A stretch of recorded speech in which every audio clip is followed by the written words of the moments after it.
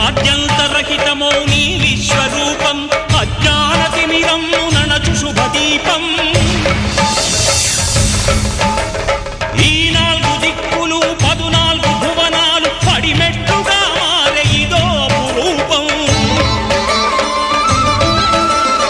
అమరులెల్లరు చేయ అమృతాభిషేకం నెరవేర్చుకో స్వామి నీదు సంకల్పం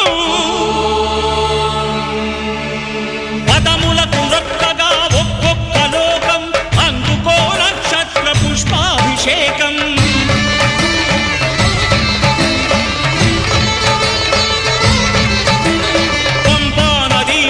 శంపాల పాతాల పాపాత్ము పరిమార్చు స్వామి